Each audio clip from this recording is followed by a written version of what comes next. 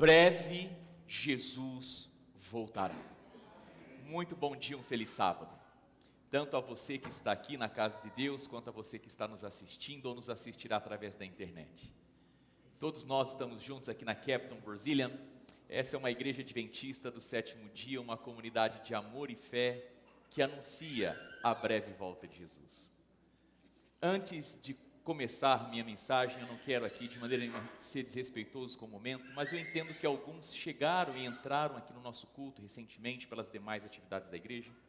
Eu queria pedir a sua atenção para o seguinte comunicado.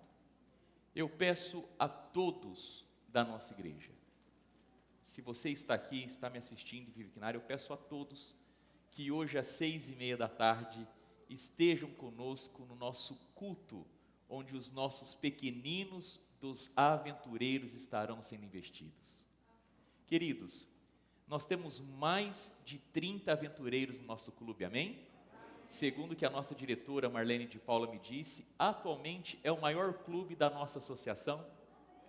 Louvado seja o nome de Deus. E é o momento da nossa igreja vir comparecer, prestigiar esse momento tão marcante, emblemático na vida deles e dos pais. E depois disso eu quero convidar você a permanecer conosco no nosso Game Night Fundraise do Desbravadores. A nossa igreja tem um compromisso de levar os meninos e meninas para o Campuri. Por favor, venha aqui, venha participar. Nós teremos coisas gostosas preparadas na nossa igreja para servir para você como lanche. E o propósito é um tanto quanto especial e beneficiará todos os nossos filhos, e eu conto com a sua presença. Eu estou muito animado nesta manhã, e ao mesmo tempo estou curioso e com uma expectativa. Na semana passada eu lancei um desafio aqui. Eu lancei um desafio para as crianças e para os adolescentes, nessa semana, investirem tempo memorizando as 6 doutrinas, as nossas 28 crenças fundamentais. E eu estou curioso para saber se nesta manhã vai ter meninos e meninas corajosos que durante a semana se dedicaram, se esforçaram com a ajuda dos pais e querem vir aqui à frente agora e recitar as 28 crenças fundamentais. Eu estou curioso. A igreja está curiosa também? Sim ou não? Tem alguém aqui? Se tiver, pode vir aqui à frente agora. Martin, Abraão, a Lauren. E eu queria saber se tem mais. Vamos lá, pode descer. Pode vir aqui, Abraão. Deixa eu pegar som. Obrigado.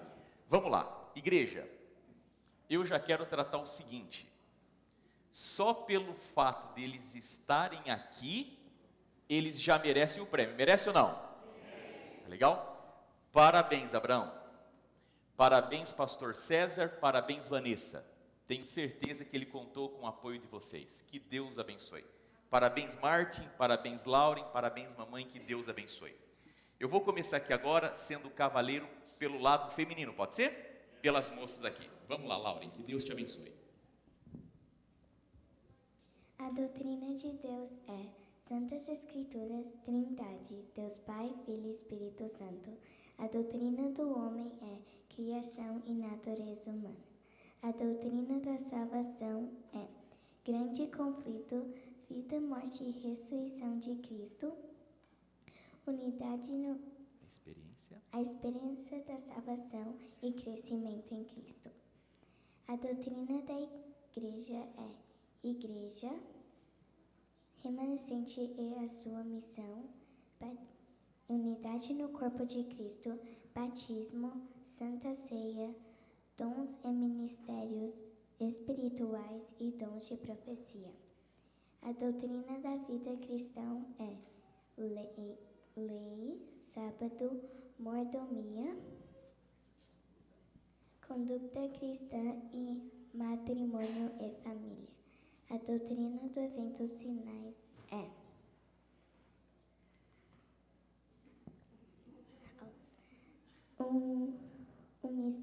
o ministério de Cristo no santuário celestial, a segunda vinda de Cristo, morte e ressurreição,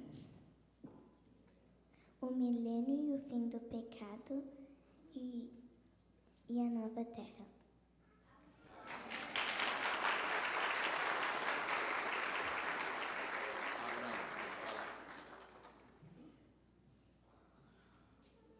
Tem 6 doutrinas. Dessas 6 são Deus, humanidade, a salvação, igreja,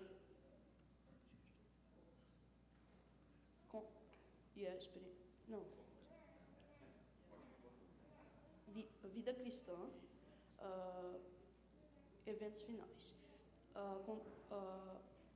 doutrina de Deus, Bíblia Sagrada, Trindade, Deus Pai, Deus Filho e Deus Espírito Santo.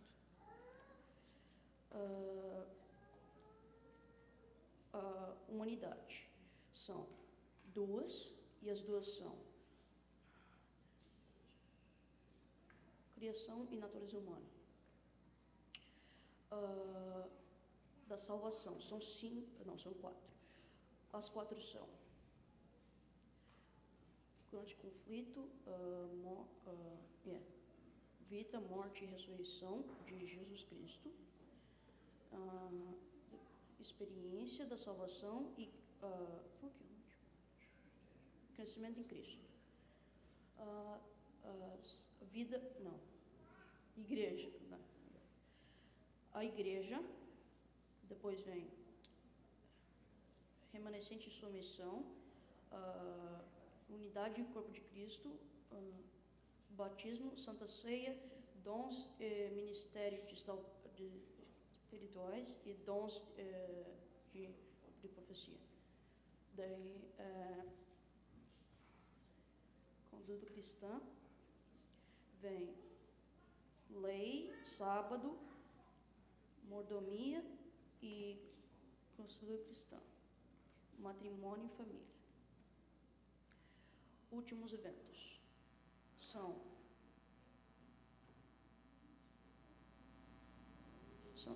Cristo e seu ministério no santuário, segunda vinda de Jesus, morte e ressurreição, milênio e fim do pecado, nova terra. Amém. Parabéns, Abraão.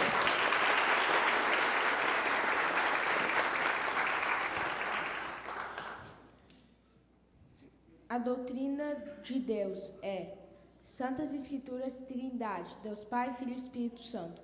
A doutrina do homem é a criação e a natureza humana.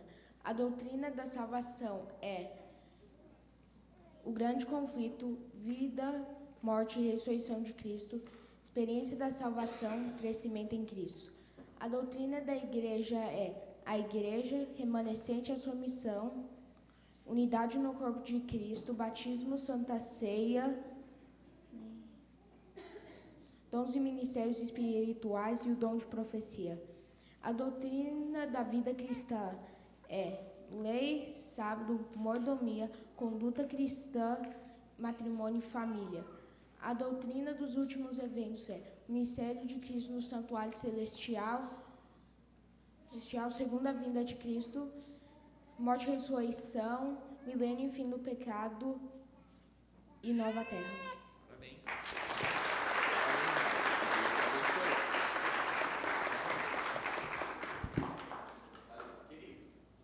Parabéns novamente a Laura, ao Abraão, ao Martin. Eu vou entregar para vocês hoje aqui um vale presente. Vocês vão chegar em casa, vocês vão ler, e tem uma razão pela qual é um vale presente. Aqui Martin, aqui Lauren. E eu gostaria de presenteá-los publicamente aqui novamente no próximo sábado. Pode ser? Só que eu gostaria de manter esse desafio. Se no próximo sábado uma criança, um adolescente, você jovem vier também, eu vou manter, eu tenho mais 7 presentes, eu tenho um total de 10 aqui. Mais 7, você também poderá participar, tá legal? Fica feito aqui novamente o desafio, que Deus abençoe e muito obrigado, crianças. De coração, obrigado e parabéns a vocês. Ganham o presente dos filhos.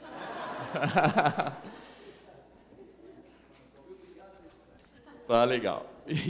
É verdade. Parabéns, pastor César, louvado seja Deus. Na semana passada, logo que terminou aqui, o Abraão realmente disse, pastor, eu vou participar. Parabéns, parabéns mesmo. Queridos, eu quero nesta manhã convidar você a abrir a sua Bíblia comigo no livro do Apocalipse, último livro da Bíblia. Nós estamos estudando uma série de mensagens baseada no livro do Apocalipse. O nome da série é Breve Jesus Voltará. Nesta manhã nós vamos estudar sobre a revelação de Jesus e a carta para as 7 igrejas. Apocalipse capítulo 1. E a minha pergunta, semana após semana, tem sido a seguinte: aquilo que você acredita que é verdade mesmo? Ou aquilo que você acredita que é verdade, você acredita que é verdade porque alguém te ensinou e disse, isso daqui é verdade? A minha proposta é que a gente tome algum tempo ao longo desta série para juntos nós estudarmos o livro do Apocalipse e deixarmos de sermos conformistas com aquilo que a gente acredita que é verdade e realmente nos tornarmos esclarecidos à luz da Bíblia, da palavra de Deus, a fim de termos como dar razão da nossa fé. Lembrando para você, querido, que uma robusta visão e entendimento da Bíblia é um divisor de águas na nossa vida. A Bíblia, por sinal, ele é um livro, como palavra de Deus, que é profundamente capaz de nos dar vida interior, uma excelente fonte de vida interior. Por isso, quem lê a Bíblia nunca anda em solidão. E hoje nós vamos estudar a primeira visão reveladora de Jesus no Apocalipse e a mensagem às 7 igrejas. Eu quero convidar você comigo a abrir e manter a sua Bíblia aberta no livro do Apocalipse, no capítulo 1. Nós vamos ler agora do verso 9 até o verso 11. Diz assim a palavra de Deus. Eu amo a Bíblia, estou feliz por estudarmos as Santas Escrituras. Eu, João, irmão vosso e companheiro na tribulação, no reino e na perseverança, em Jesus, achei-me na ilha chamada Pátimos, por causa da palavra de Deus e do testemunho de Jesus. Achei-me em espírito no dia do Senhor, e ouvi por detrás de mim grande voz como voz de trombeta, dizendo, o que vês, escreve em livro e manda às 7 igrejas, Éfeso, Esmirna, Tiatira, Pérgamo, Filadélfia e Laodiceia. Gostaria de parar por aqui, mas por favor mantenha as páginas da sua Bíblia aberta. Queridos, João, ele é o último dos apóstolos. Todos os demais haviam sido martirizados nesse momento. O seu exílio na ilha de Pátimos se deu por volta do ano 95, 96 do primeiro século. A ilha de Pátimos, ela está localizada no mar Egeu, atual Grécia. Ela fica a aproximadamente 55 quilômetros da costa. É uma ilha rochosa. Ela tem mais ou menos 10 quilômetros de comprimento, 6 de largura, uma área então de aproximadamente 45 quilômetros quadrados. O seu ponto mais alto acima do nível do mar está a 270 metros. E Pátimos é uma prisão do Império Romano. Para tornar mais fácil de nós entendermos, Pátimos é como Alcatraz foi para os Estados Unidos da América. Segundo os primeiros cristãos, aqueles que viveram contemporâneos a João um pouquinho depois, a razão pela qual João é enviado a Pátimos é porque ele, em Éfeso, estava envolvido com a pregação do Evangelho. Na ilha de Pátimos, João não tinha uma vida fácil. João, ele tinha que trabalhar, não havia sapato, ele vivia de forma descalço, recebia pouca comida e tudo isso a aproximadamente, em média, 100 graus Fahrenheit. João, na ilha de Pátimos, ele descreve na palavra do Senhor que ele está ali em sofrimento e tribulação. O estado de João é um estado de sofrimento e tribulação. No entanto, somado ao seu sofrimento pelas condições físicas, João recebe uma outra carga de sofrimento.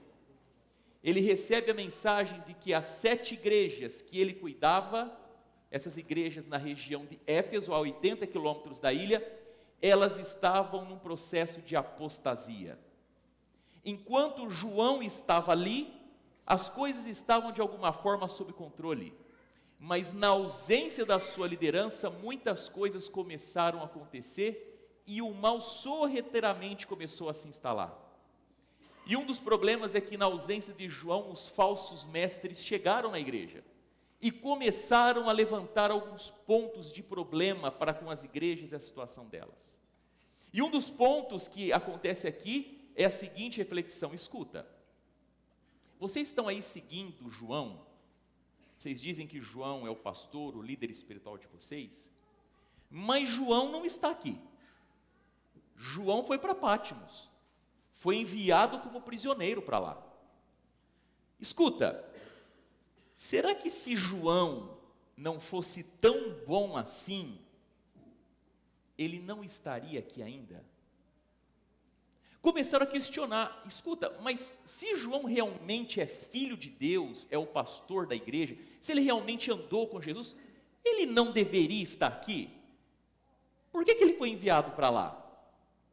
Você já se perguntou na sua vida por que coisas ruins acontecem a pessoas boas? Já se perguntou? Por que coisas ruins acontecem a pessoas boas? Existem situações na nossa vida, não necessariamente que a gente se enxergue como bom, mas a gente também não se vê tão mal assim. E por que às vezes nós somos afetados e assolados pelo sofrimento? E por que pessoas ruins parece que têm vida boa, fácil e prosperam? Por que coisas ruins acontecem a pessoas boas? Eu não vou aqui, obviamente, tentar responder isso para você, mas eu queria dar pelo menos 3 possíveis razões por que coisas ruins acontecem a pessoas boas. A primeira delas, queridos, muitas vezes, e eu estou falando agora na vida dos filhos de Deus, ok? Muitas vezes, coisas ruins são permitidas por Deus na vida dos seus filhos, porque a partir delas, Deus irá trabalhar profundamente pela nossa salvação. Deus não tem nenhum tipo de pacto com o mal, e Ele mesmo não causa, não traz o mal para ninguém. Mas uma vez que o mal está instalado na nossa realidade, Deus tem um poder extraordinário de, através de coisas ruins, do próprio sofrimento, extrair grandes proveitos para a nossa salvação. E eu queria lembrar nesta manhã, querido, que Jesus Cristo não morreu pela minha felicidade, pelo meu bem-estar e muito menos pelo meu conforto. Jesus Cristo morreu pela minha salvação e vida eterna. O compromisso de Deus é ter-me na eternidade junto com Ele. E muitas vezes, o sofrimento se torna, nas mãos de Deus, instrumentos de redenção. Por exemplo, já parou para pensar em Daniel? E eu vejo aqui meninos e meninas, eu estou muito feliz por ver os adolescentes, os jovens na igreja. 17 anos. Foi desarraizado da sua casa, da sua vida. No livro de Educação da senhora Ellen White, ela deixa muito claro que Daniel nasceu num lar onde os seus pais eram profundamente tementes a Deus. Daniel é retirado dali, caminha mais de 1000 quilômetros para a Babilônia como escravo. E lá como escravo, como serviçal, passando por testes, provas, com 84 anos de idade, aproximadamente, é jogado na cova dos leões. O que a gente tem na vida de Daniel? Nesse mundo todo de sofrimento, nós temos o livro de Daniel. O livro que traz grandes revelações daquilo que aconteceria até Jesus voltar. Por exemplo, João foi colocado como prisioneiro na ilha de Pátimos.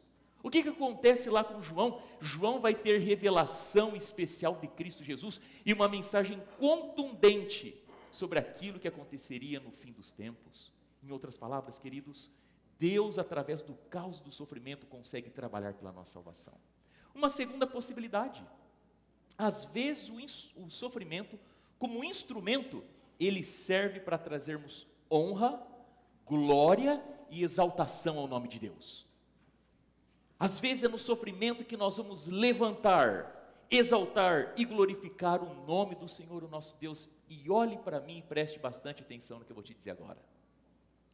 Não existe maior honra na vida de um ser humano do que glorificar o nome de Deus com a sua vida, ainda que seja no meio do sofrimento. E finalmente, uma terceira possibilidade, por que coisas ruins acontecem na vida de pessoas boas? Deus nos colocou num mundo habitável com outros seres humanos, nós estamos entrelaçados uns aos outros, e às vezes problemas, dificuldades, crises na minha vida, elas também vão poder contribuir, para que em algum momento eu possa ajudar, abençoar, pessoas que estão passando pelo mesmo problema que eu. E você sabe que quando nós estamos enfrentando problemas duros Nada melhor do que alguém sentar do nosso lado e falar assim, ó, primeiro, eu estou orando por você. Segundo, eu me compadeço da sua situação porque eu passei por algo semelhante, e a pessoa abre o coração a fim de dizer, olha, se eu passei e estou aqui, você também vai passar e sobreviver. E queridos, é exatamente nesse contexto aqui que o João está vivendo. E voltando à leitura do texto, eu queria antes só dizer o seguinte a você, e talvez nesta manhã me ocorreu aqui agora, de que tem alguém aqui passando por um sério drama na vida pessoal.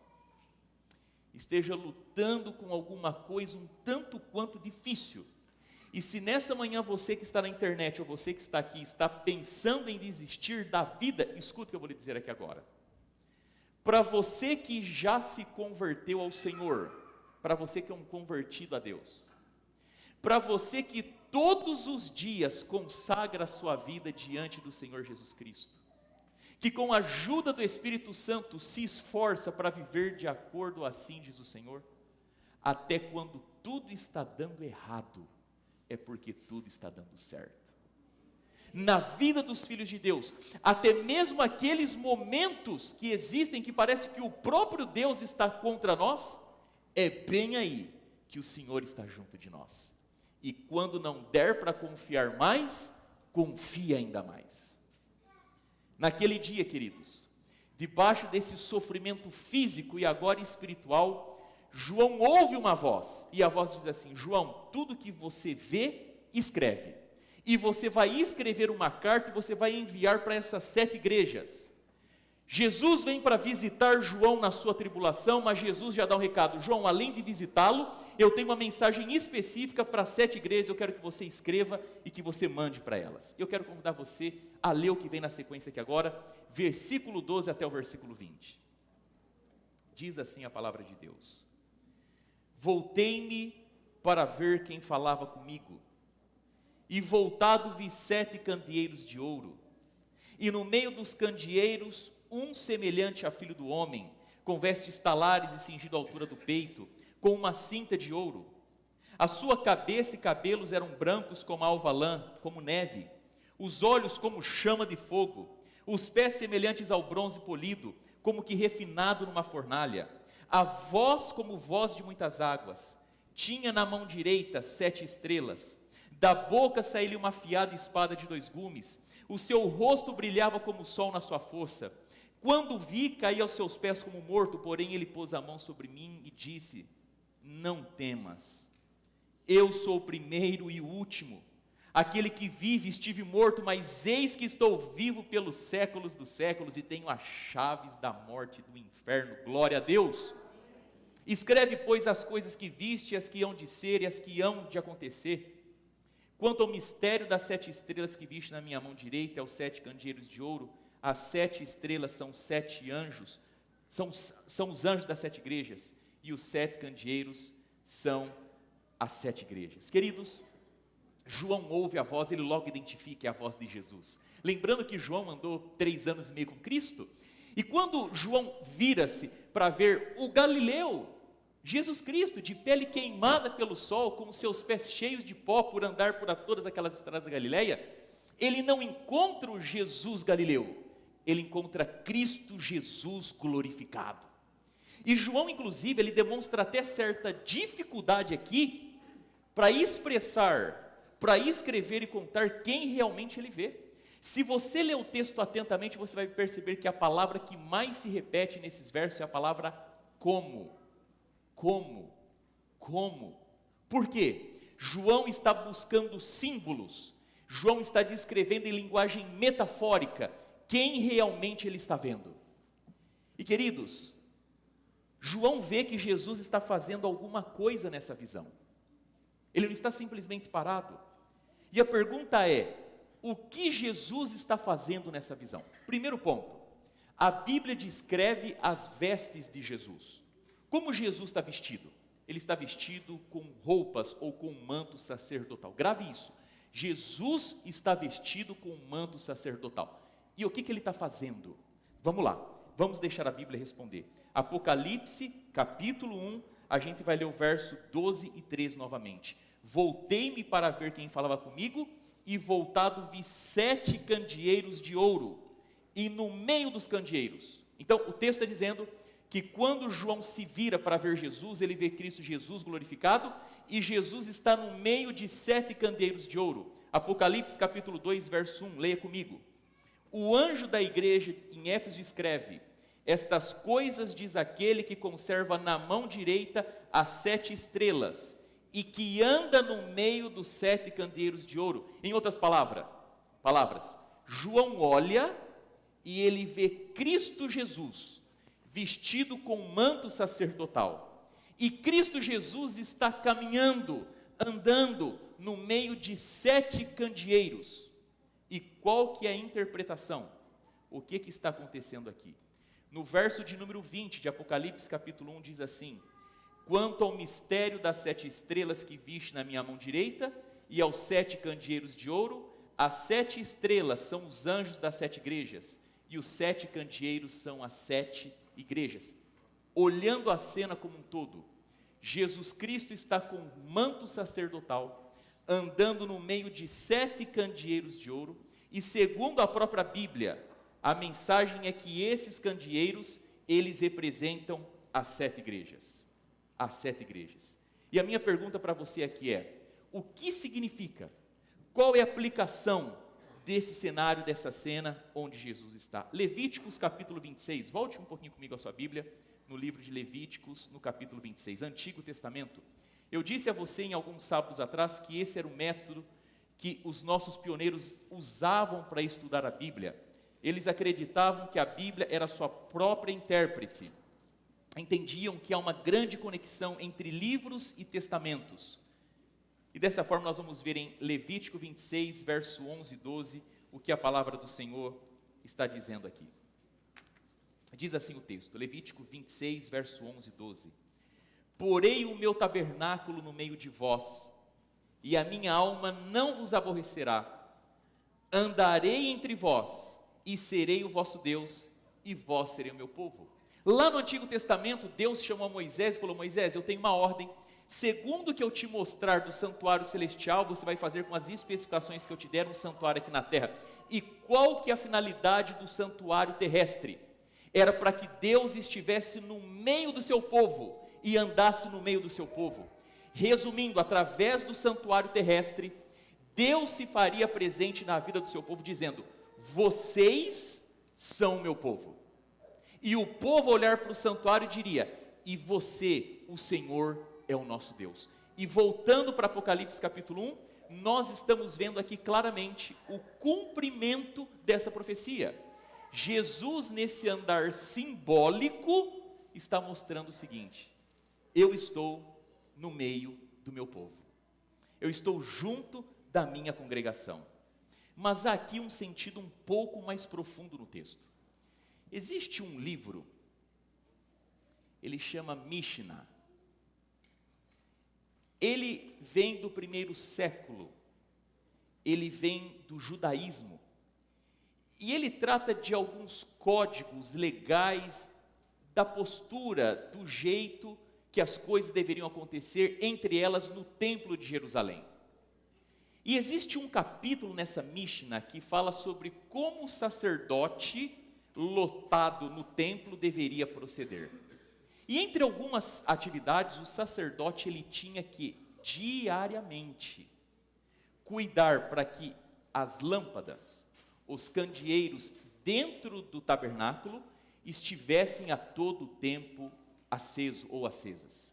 Então ele entrava várias vezes por dia e ele ia checando lâmpada por lâmpada. E algumas lâmpadas ele notava que era só uma questão de limpar, de tirar a sujeira ao redor e estava tudo ok. Algumas lâmpadas ele notava que além da limpeza era necessário colocar mais óleo. Então ele limpava, adicionava óleo, porque essas lâmpadas não poderiam parar de estarem acesas ou de trazer luz e de aquecer o ambiente. Então o sacerdote, vestido com seu manto, estava dentro do templo a fim de checar, limpar, colocar óleo, para que cada um daqueles candeeiros pudessem estar permanentemente aceso. Agora, com esse background aqui lá do templo do 1º século, Como que a gente pode entender Jesus caminhando no meio dos candelabros? É simples. Jesus, ele está cuidando. Jesus, de alguma forma, ele está ali checando se existe na sua igreja óleo suficiente para que ela continue brilhando apropriadamente. Quando nós lemos, querido, essas cartas para 7 igrejas, o que mais aparece no texto é a palavra conheço. Quando a gente lê aqui a carta às 7 igrejas, a gente vai ver repetidamente, conheço, conheço, conheço, conheço e conheço. Por que isso acontece? Porque Jesus está dizendo, porque eu conheço a minha igreja, eu conheço o meu povo, eu me importo tanto com a minha igreja quanto as pessoas que fazem parte da minha igreja. E Jesus vem à sua igreja quando ela está passando por problemas, por dificuldades, por crise, até por perseguição, a fim de assegurar que não importa o que esteja acontecendo, a igreja do Senhor Jesus continuará, à luz do Espírito Santo, brilhando nessa terra. E queridos, à luz do contexto atual da nossa terra, e à luz de tudo aquilo que a gente vai viver perto da volta de Jesus, eu acredito piamente que a maior necessidade da nossa igreja não é de melhores planos nem de melhores métodos, mas é de homens e mulheres que são ungidos pelo Senhor, cheios do Espírito Santo, porque Deus, mais do que abençoar planos e projetos, Deus derrama o seu Espírito e unge homens e mulheres para manter a sua igreja aqui na terra. Queridos irmãos, é fato que nós temos diante de nós um grande desafio, mas para grandes desafios, Deus levanta grandes homens.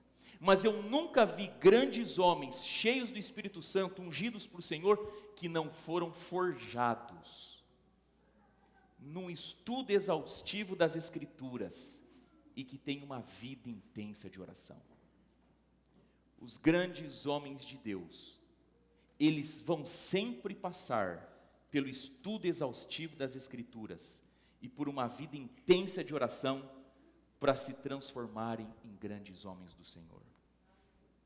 Eu inclusive tenho dito nas nossas comissões de líderes, eles estão aqui, me ouvem, uma grande tragédia é querermos cuidar da igreja de Deus sem estarmos em comunhão com Deus. E nesta manhã, inclusive, eu gostaria de apresentar um texto da senhora Ellen White, que ela fala sobre a importância da comunhão, da santidade dos filhos de Deus e da plena confiança em Deus na direção da igreja do Senhor. Ela diz assim, na meditação matinal, Cristo triunfante. Guilherme, você pode passar, por favor? Obrigado. O Senhor ouve muitas coisas que os seres humanos dizem, e entende a corrente do mal que é conduzida a uma intensa atividade por palavras proferidas em segredo. Se as pessoas pudessem considerar sempre que há uma testemunha presente para ouvir cada palavra dita, no caso o Senhor Jesus, mesmo na câmara secreta, haveria menos comunicações privadas, procedentes de lábios humanos para fermentar a mente de outros com suas ideias e más sugestões, que ecoam as tentações do grande enganador. A mente de Deus não concorda com os pensamentos de seres humanos não santificados. Considere todo agente humano que em qualquer posição onde Deus o tenha colocado, deverá depositar inteira confiança no Senhor. Queridos irmãos, Deus conhece o que falamos, o que pensamos, o que fazemos, dentro desse espaço e fora daqui. O Senhor, o nosso Deus, Ele conhece tudo aquilo que acontece na esfera pública da nossa vida, mas Ele conhece tudo que acontece na esfera privada também.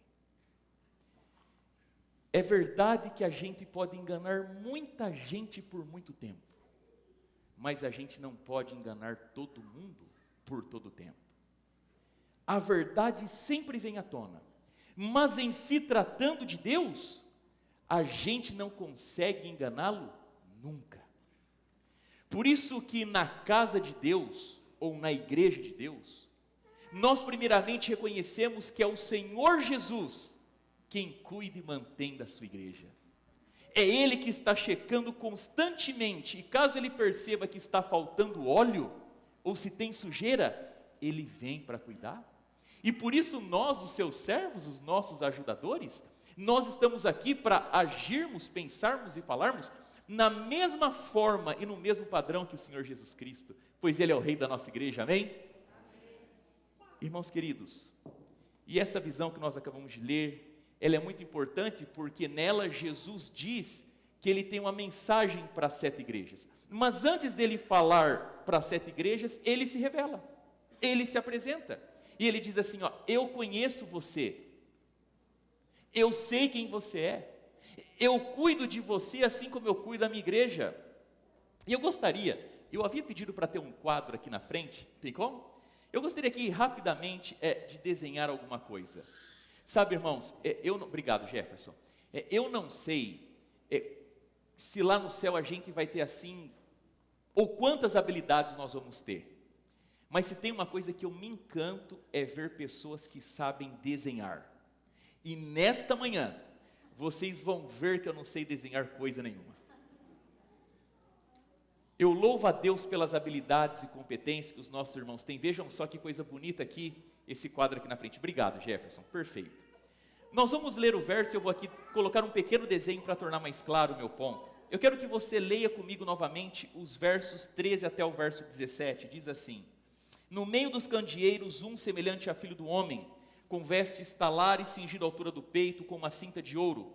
A sua cabeça e os cabelos eram brancos como a alva lã, como neve, os olhos como chama de fogo, os pés semelhante ao bronze polido, como que refinado numa fornalha, a voz como voz de muitas águas. Tinha na mão direita 7 estrelas, e da boca saía uma afiada espada de 2 gumes. O seu rosto brilhava como o sol na sua força. Quando vi, caí aos seus pés como morto. Porém ele pôs a mão direita sobre mim, dizendo: não temas, eu sou o primeiro e sou o último. Ou seja, nessa visão, João, ele vê a plenitude de Cristo Jesus.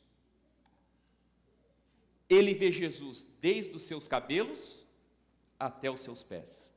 Jesus é revelado por João, dos seus cabelos até os seus pés. Foi o que a gente acabou de ler aqui no texto. Só que depois que Jesus se revela, depois que ele fala quem ele é, ele então escreve, ou melhor, pede para João escrever uma mensagem para 7 igrejas. E eu queria rapidamente ler cada uma dessas mensagens. A mensagem para a igreja de Éfeso, Esmirna, Pérgamo, Tiatira, Sardes, Filadélfia e Laodiceia. Venha comigo para Apocalipse capítulo 2, verso de número 1. Ao anjo da igreja em Éfeso escreve: estas coisas diz aquele que conserva na mão direita as 7 estrelas e que anda no meio dos 7 candeeiros de ouro. Capítulo 2, verso 8, mensagem à igreja de Esmirna.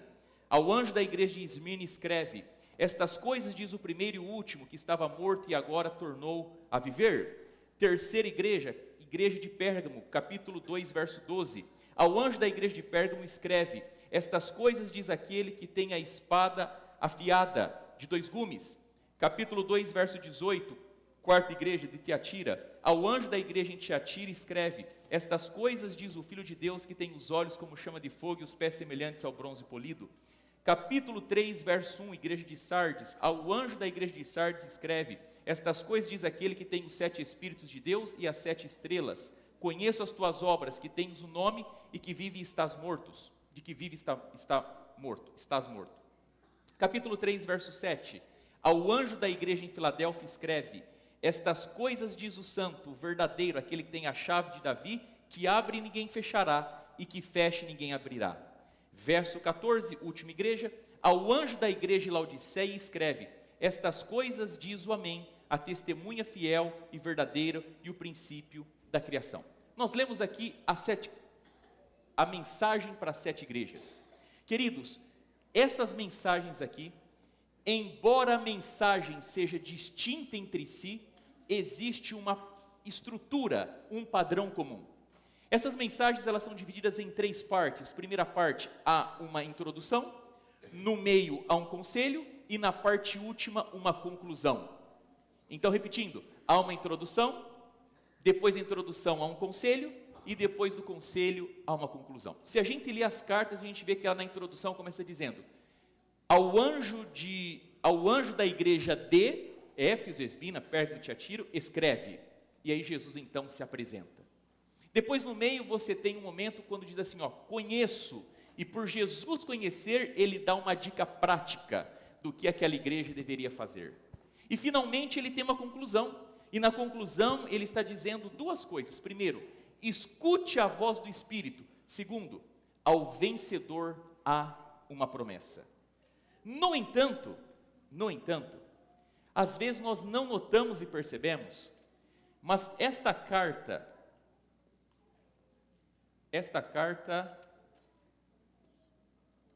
a pessoa quando é ruim de desenho, até o lápis rechaça, nem o lápis quer. 2, 3, funcionou. 4, 5, 6, 7. 7, ok? Nós temos uma carta com 7 igrejas. Nós lemos os versos que diz sobre essa carta. Cada uma dessas cartas tem um padrão, uma introdução, depois da introdução tem um conselho e depois tem uma conclusão. O que às vezes nós não percebemos em olhos nus é que, embora o conteúdo seja distinto, o formato é o mesmo. Mas sabe o que a gente percebe no texto? Que Jesus, quando fala com essas igrejas, ele pega alguma das suas características e compartilha com as suas igrejas. Se você vê a revelação de Jesus, você vai notar que quando ele fala com a igreja, ele empresta características suas, características pessoais para cada uma dessas igrejas. E por que isso acontece? Primeiro ponto, você vai ver que não existe nenhuma igreja que recebe duas características de Jesus. Segundo ponto, quando você olha a mensagem para as 7 igrejas, você vê que todas elas abarcam a plenitude de Cristo Jesus. Obrigado, Enzo. Valeu, queridão. Em outras palavras, queridos, repetindo, cada uma dessas mensagens, elas pegam uma característica de Jesus para cada uma dessas igrejas. Quando você olha todas as 7 mensagens, elas estão revelando Jesus do capítulo 1 do Revelation, de Apocalipse, mas nenhuma igreja recebe duas características de Jesus. E o porquê disso? Primeiro ponto que eu gostaria de trazer para você nessa manhã, e eu espero que pela graça e ajuda do Espírito Santo isso fique claro. Não existe nenhuma igreja que receba a plenitude da revelação de Jesus. É no somar das 7 igrejas que nós vemos a revelação e a plenitude de Jesus. E por que será que nenhuma igreja tem mais de uma característica, todas têm apenas uma característica de Jesus? Queridos, cada igreja, Jesus aborda e vê a partir do seu contexto e situação. Quando Jesus está olhando para cada uma dessas igrejas, ele está conhecendo em profundidade o contexto específico. Jesus nota que a igreja de Éfeso é diferente da igreja de Esmirna, que é diferente da igreja de Sardes, que é diferente da igreja de Filadélfia. E para cada uma dessas igrejas ele se apresenta de forma bem específica. Quem é o Jesus de Apocalipse? Jesus de Apocalipse é o Jesus que, quando vai falar com a igreja de Éfeso, ele diz: eu sou, e diz algo específico para Éfeso. Quem que é Jesus de Apocalipse? Eu vou falar com a igreja de Sardes e ele mostra: eu sou, e ele se revela à igreja de Sardes. Nenhuma das igrejas tem a revelação completa de Jesus, nenhuma das igrejas recebe mais de uma característica, ou seja, é no todo das igrejas que nós vamos ver a revelação completa e plena de Jesus. E aqui tem uma lição prática para nós.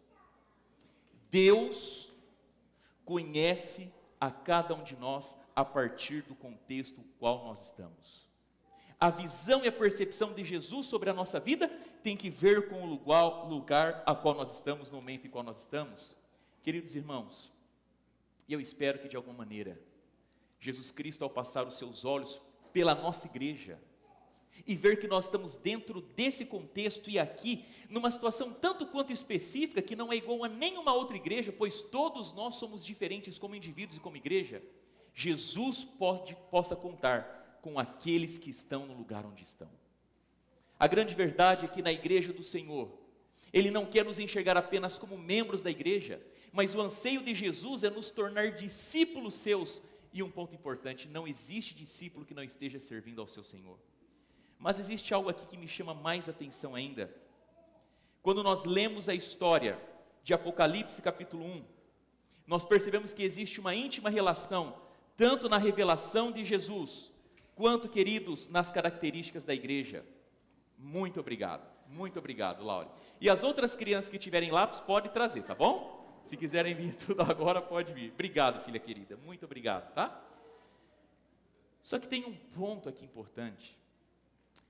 A todas essas igrejas aqui, a cada uma delas, Jesus vem e se apresenta como solução, como salvação para cada uma delas. E eu fico pensando, enquanto eu li o texto aqui, por que para cada igreja Jesus se revela de uma forma específica? Você já parou para perguntar por que existe 4 evangelhos contando a encarnação de Jesus? Mateus, Marcos, Lucas, João, por que não é um só? Coloca um só, escreve tudo, fecha e está tudo certo. Porque cada um dos evangelhos, querido, o Espírito Santo está usando o escritor para que ele possa contar a partir da sua perspectiva pessoal e para uma comunidade ou para um público específico. E eu fico me perguntando às vezes, todos nós aqui conhecemos Jesus Cristo, não é verdade? Todos nós conhecemos a Jesus, mas será que a gente conhece a Jesus por uma experiência pessoal? Ou nós conhecemos Jesus porque nós olhamos a Ele com as lentes dos nossos pais, com as lentes da nossa igreja, com as lentes da nossa escola? Quando Jesus vem se revelar a essas igrejas, Jesus está dizendo para cada uma delas que Ele quer se revelar de maneira específica. E o propósito nosso maior deveria sermos, queridos, conhecer a Jesus por meio de uma experiência pessoal.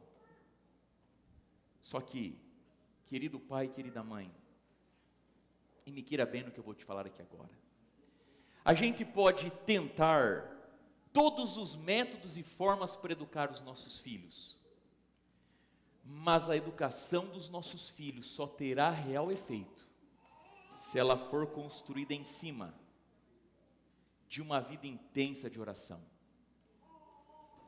se ela for construída em cima de um excelente exemplo, se ela for construída em cima de uma plataforma onde eu lute para que os meus filhos desenvolvam eles uma experiência pessoal, profunda, intransferível com o Senhor Jesus.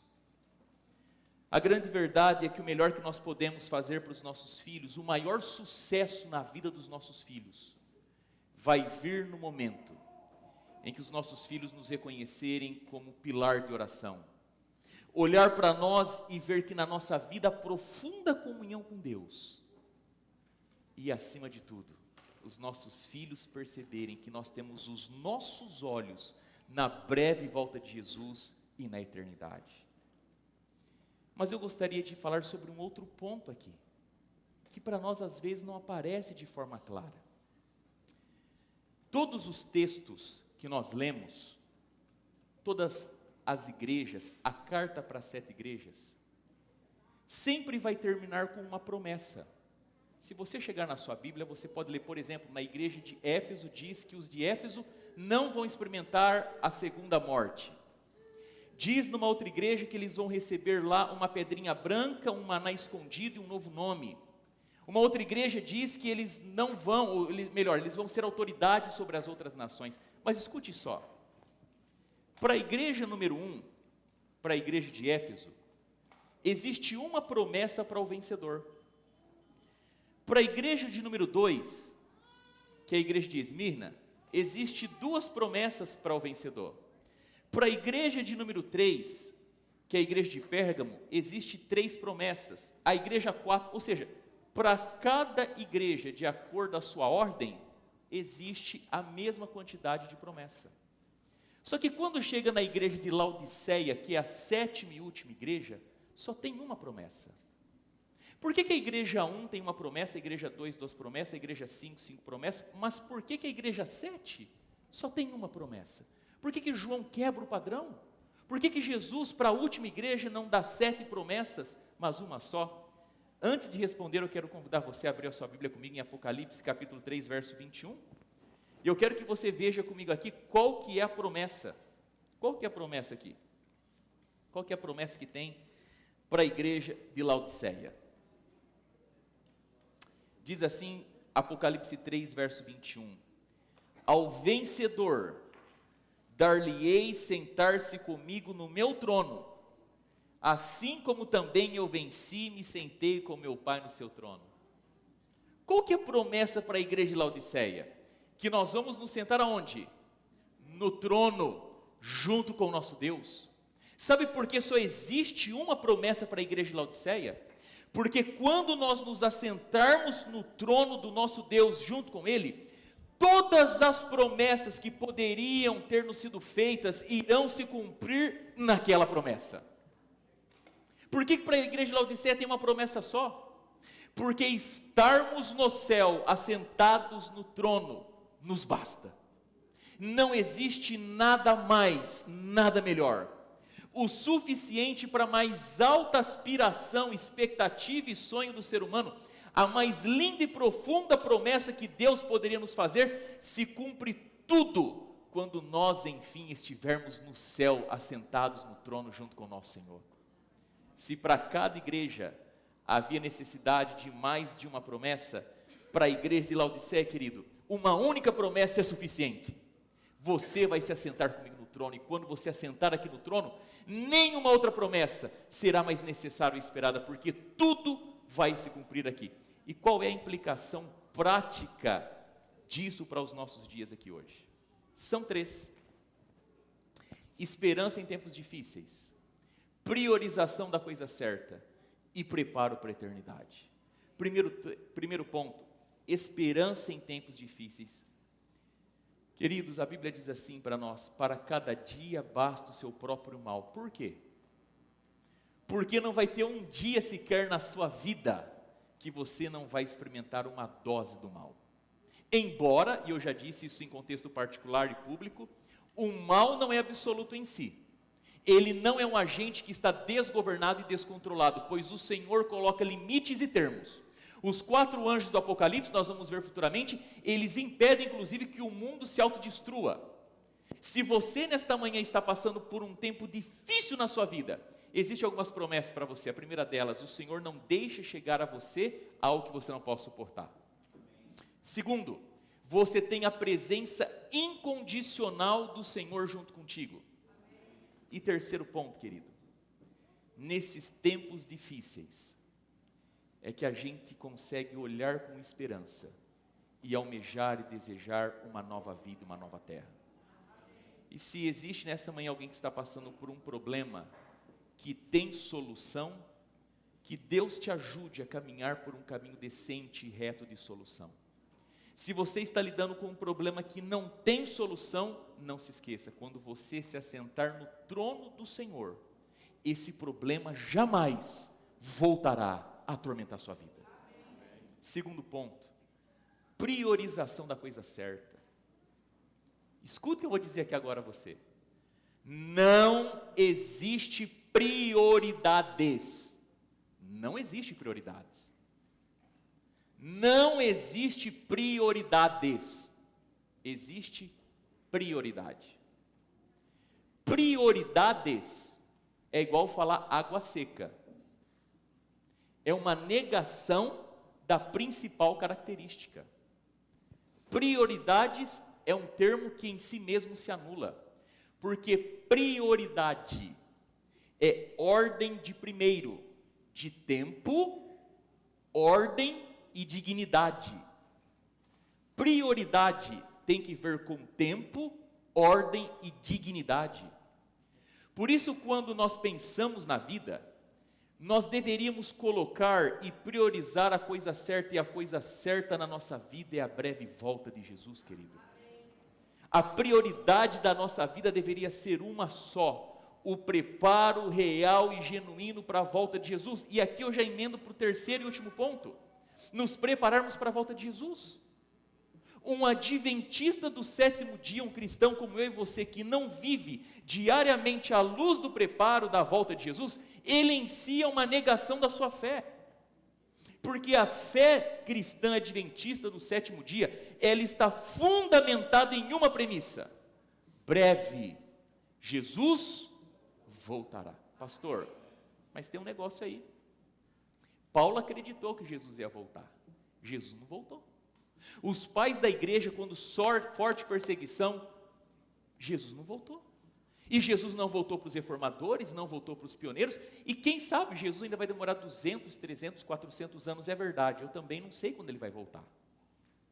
Só que tem um detalhe: ainda que Jesus demore 2000 anos para voltar, ninguém espera Jesus 2000 anos.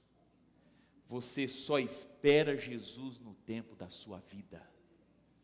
E a nossa vida, querido, ela é breve.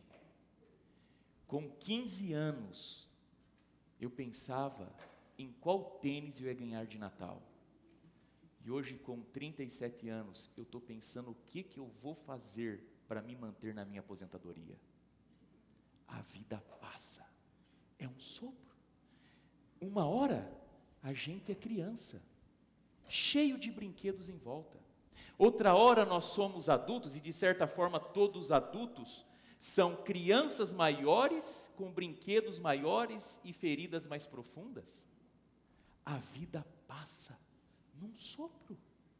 E por isso que na experiência cristã, adventista do sétimo dia, a gente não olha para a volta de Jesus como um evento futuro, mas como eu disse na semana passada, nós olhamos para Jesus como a caminho dessa terra, e por isso hoje eu estou me preparando para a volta de Jesus. Por isso hoje, em tempos difíceis, eu olho para o futuro não com medo, mas com esperança, e por isso hoje eu priorizo na minha vida um único elemento que vai trazer todas as coisas juntas: a breve volta de Jesus. É hoje, e a gente só tem essa vida para viver. No final das minhas mensagens, eu tenho contado para você a história dos pioneiros da nossa igreja. Eu quero contar uma outra história para você hoje. A história de uma poetisa, de uma artista e de uma grande redatora. Muitos de nós conhecemos o seu irmão, Uriah Smith. Poucos de nós conhecemos Annie Smith.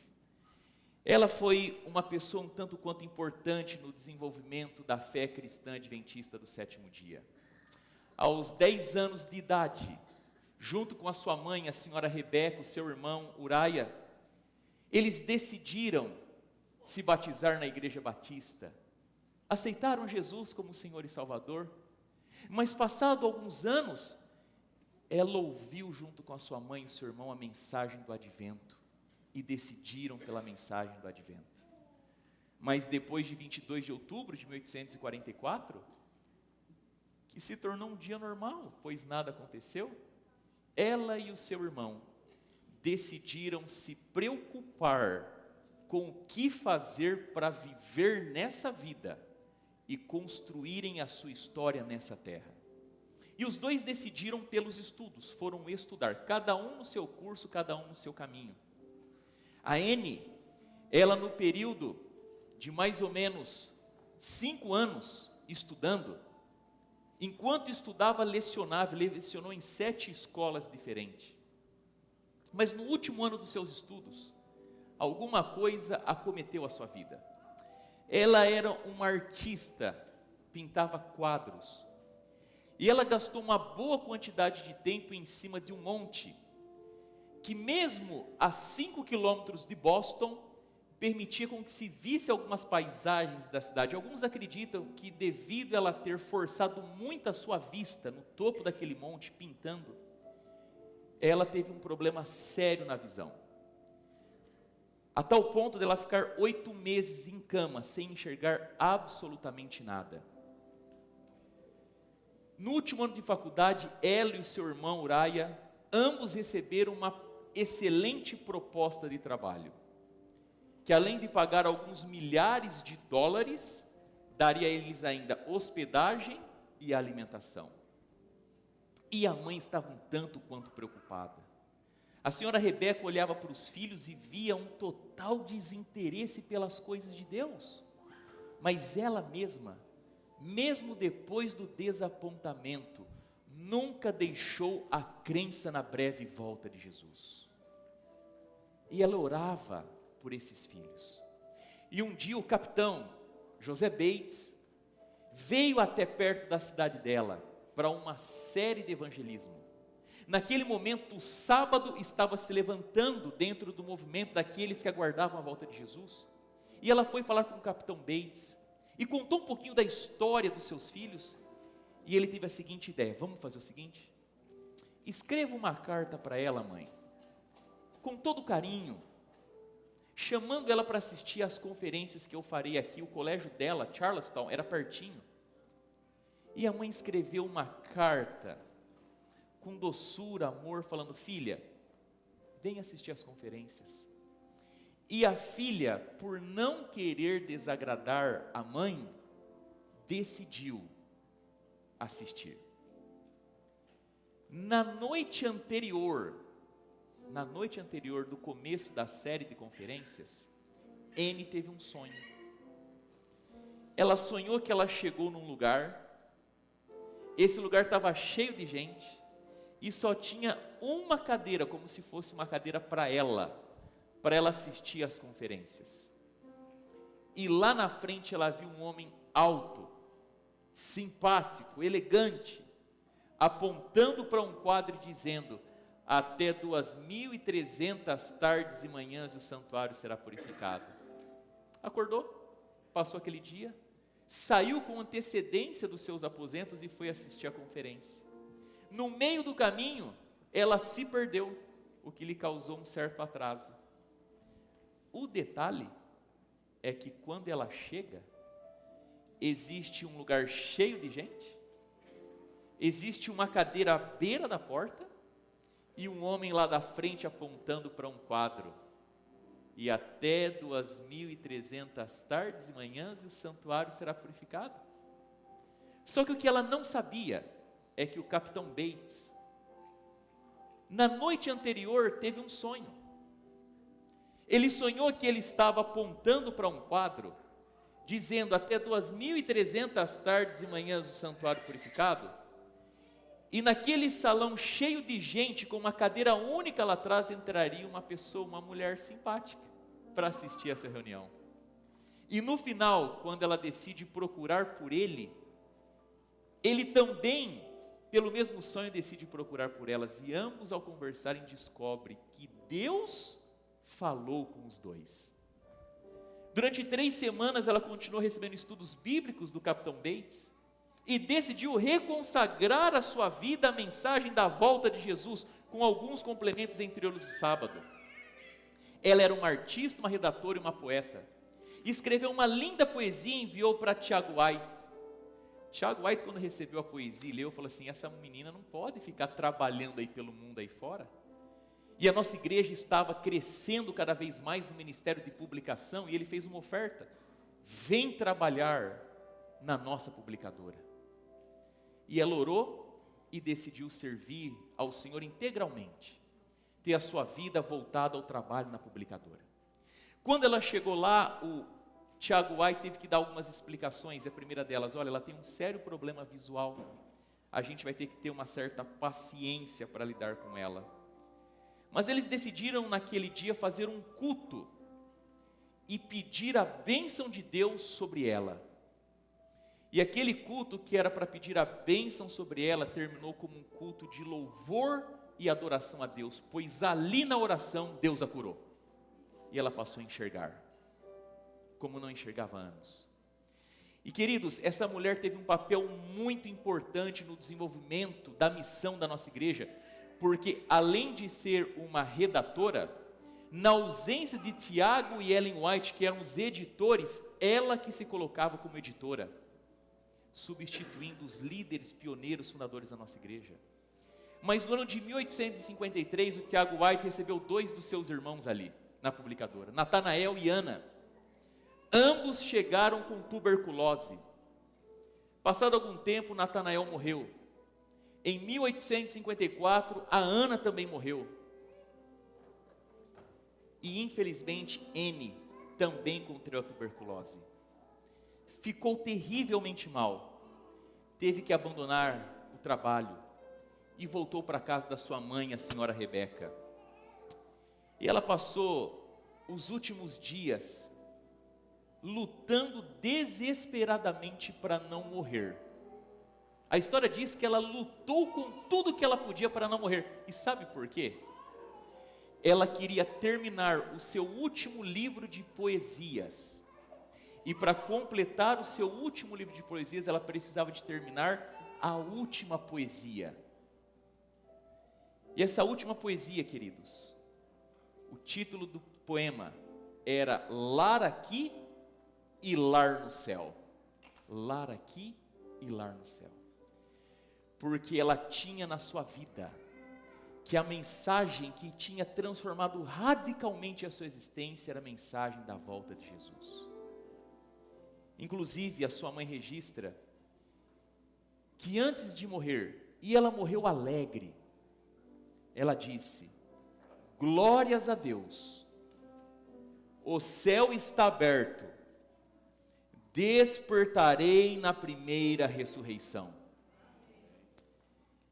E o que trouxe conforto, consolo, pode passar por favor, Guilherme, para N nos seus últimos dias de vida, foi a quarta estrofe de um poema que ela fez para a morte de Natanael, irmão de Tiago White. Ela disse assim: enquanto peregrinos, avançamos na jornada, por este vale escuro de pecado e desalento, por tribulações, ódio e desprezo, ou através dos portais da sepultura, até que volte o nosso Rei, e seus cativos leve para o lar celestial. O que pode manter o espírito alentado? Isto apenas, a bem-aventurada esperança. Queridos irmãos, a única coisa que pode manter a nós e a nossa fé, a nossa esperança, é a breve volta de Cristo Jesus. Um cristão adventista do sétimo dia, em tempos difíceis ele olha com esperança para o futuro. Na sua vida ele prioriza a coisa certa, ele entende que tudo na sua vida gira em torno da breve volta de Jesus. E ele vive em constante preparo. E nesta manhã, eu gostaria de apelar ao seu coração. Caso você esteja vivendo tempos difíceis, profunda crise, e talvez nesta manhã exista gente aqui que está com o coração esfacelado. Gente que está ou deixou lá em casa um travesseiro molhado de lágrimas. Gente que na vida financeira está patinando. Gente atormentado pelas questões emocionais. Gente que está olhando para os filhos e assim como Rebeca está vendo que o mundo está devorando os filhos. Eu queria convidar você nesta manhã a acreditar que quando Jesus voltar, querido, a promessa para nós é que todas as promessas do Senhor se cumprirão naquele dia. Eu quero encorajar você a priorizar a coisa certa, e a coisa certa é a breve volta de Jesus. Nós hoje deveríamos olhar cada vez menos para o império de Salomão, que é o império do acúmulo, e olharmos cada vez mais para o império do Senhor Jesus, que é o império do sacrifício. Decisões difíceis, vida fácil no futuro. Decisões fáceis e cômodas hoje, vida difícil no futuro. Priorize a volta de Jesus.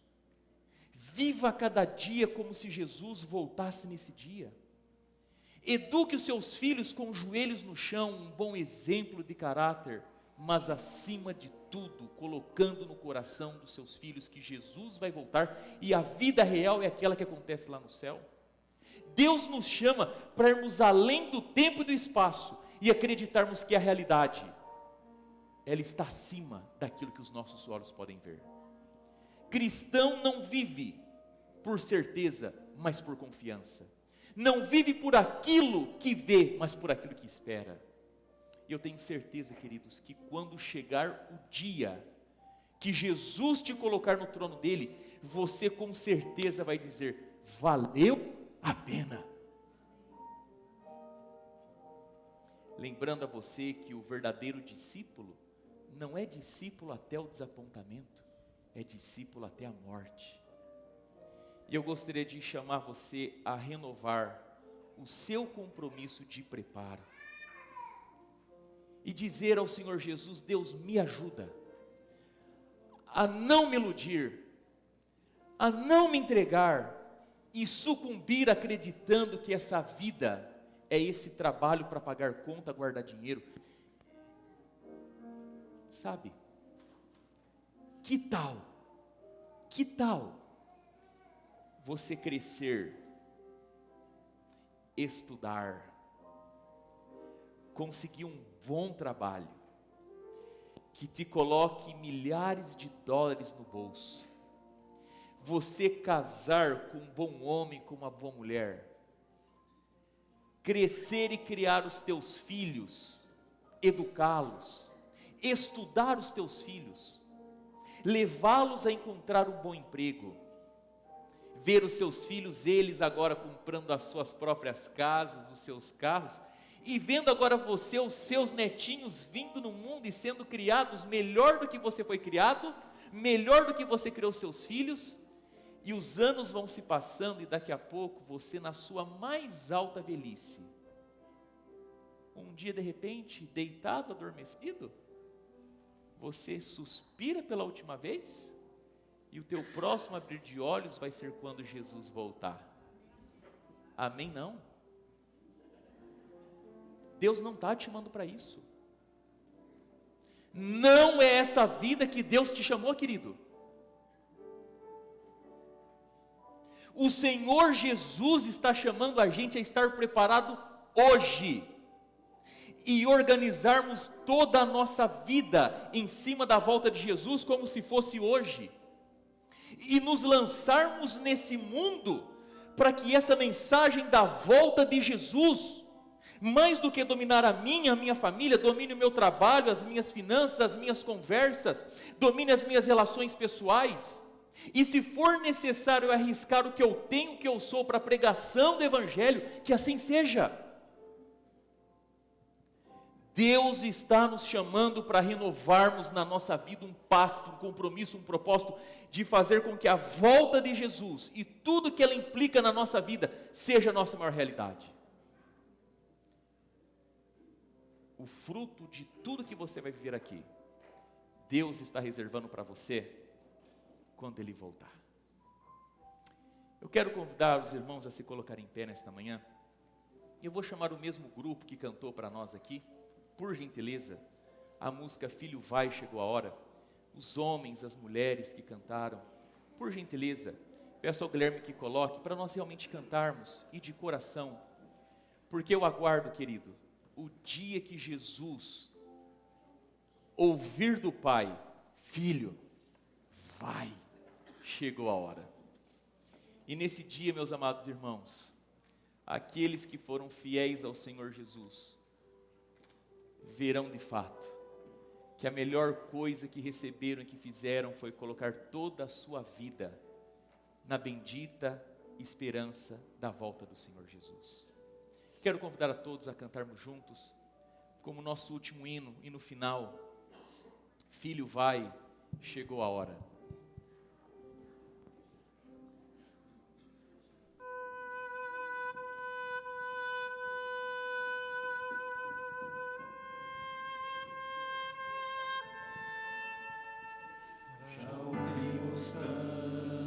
Tantas vezes sobre a volta de Jesus, nosso coração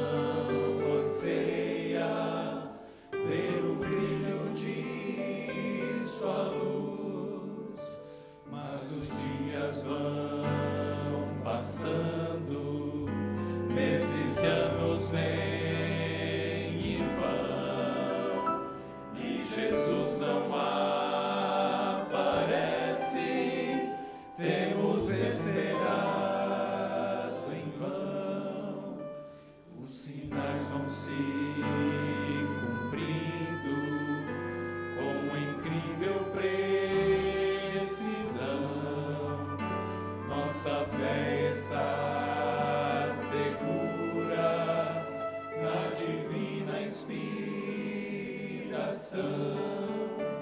Já está chegando o dia quando Deus se erguerá no seu trono de justiça, e a Jesus então dirá: Filho, vai, chegou a hora. Filho, vai, sem mais demora. Vai buscar os meus amados e traz de volta aqueles por quem você morreu. Filho, vai, agora basta. Está provado, o mal não presta. Chega de esperar, a saudade dói demais. Já preparei a casa, já preparei a mesa. Filho, me traz de volta quem criei, quem pedi na cruz, resgatei.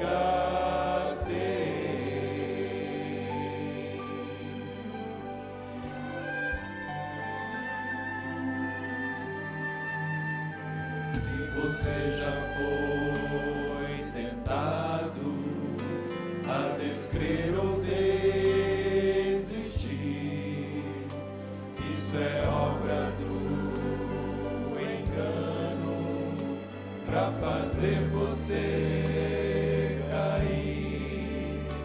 Já está chegando o dia quando Deus se erguerá do seu trono de justiça, e a Jesus então dirá: Filho, vai, chegou a hora. Filho, vai, sem mais demora. Vai buscar os meus amados e traz de volta aqueles por quem você morreu. Filho, vai, agora basta. Está provado, o mal não presta. Chega de esperar, a saudade dói demais. Já preparei a casa, já preparei a mesa. Vinho me traz de volta quem criei, quem perdi. Na cruz resgatei.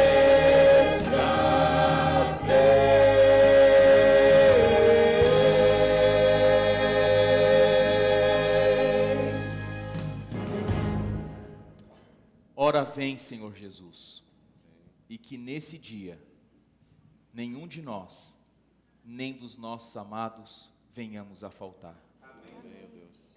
Em nome do teu Filho amado, Cristo Jesus. Amém. E amém.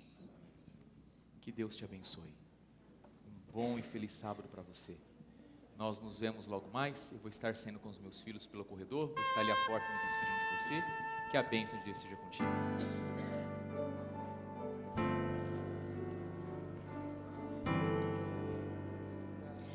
Graça de Jesus.